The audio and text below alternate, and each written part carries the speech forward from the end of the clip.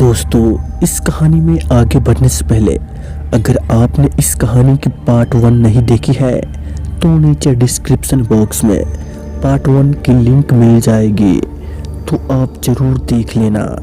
तो चलिए बढ़ते हैं इस कहानी के पार्ट 2 और आखिरी पार्ट में।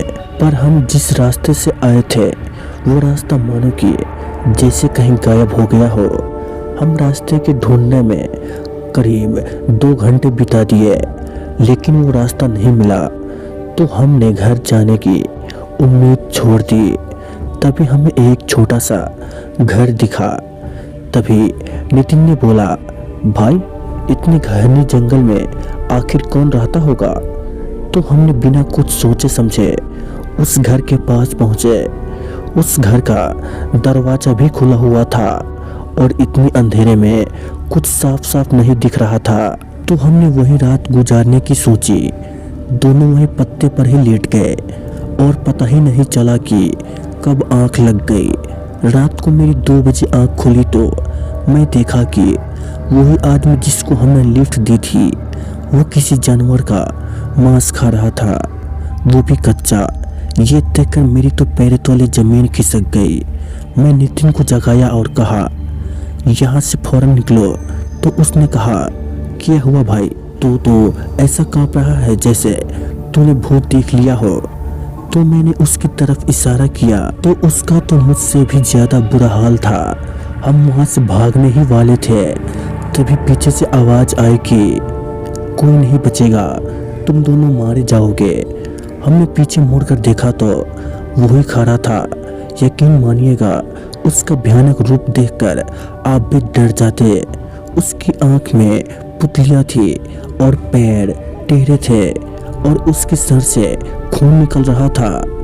भयानक रूप देखकर नितिन तो वहीं बेहोश हो गया। मैं नितिन को जगाने की बहुत कोशिश की, लेकिन वो नहीं उठा।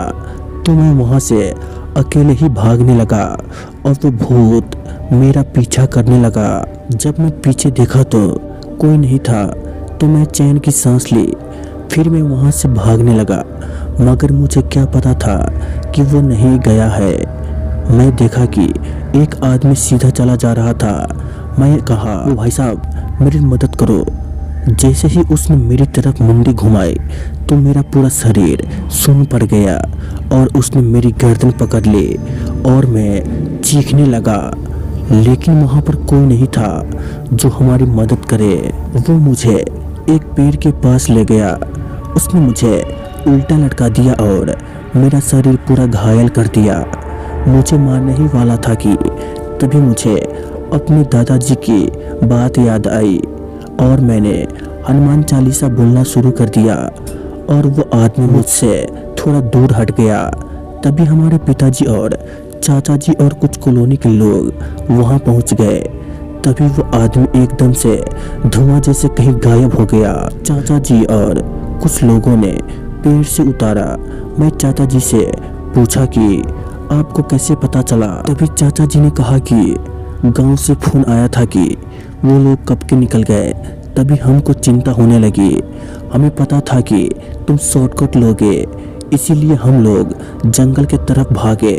मैं सोचा कि आज तुम लोग नहीं आते तो ना जाने क्या हो जाता। पिताजी ने बोले, नितिन कहाँ है? वो उस घर के अंदर बेहोश पड़ा है। तभी नितिन को भी होश आ गया और पिताजी और कॉलोनी के लोग नितिन के पास पहुँचे।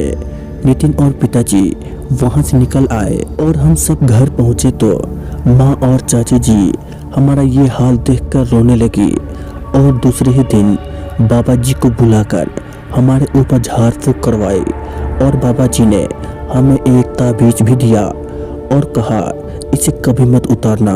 और आज भी उस घटना को याद करता हूँ तो मेरी रूह कांप जाती है। तो दोस्तों, ये थी सूरज सिंह राणा जी के साथ घटी एक खौफनाक घटना। तो चलिए मिलते हैं एक और भूतिया कहानी में। तब तक के लिए बाय एंड टेक केयर।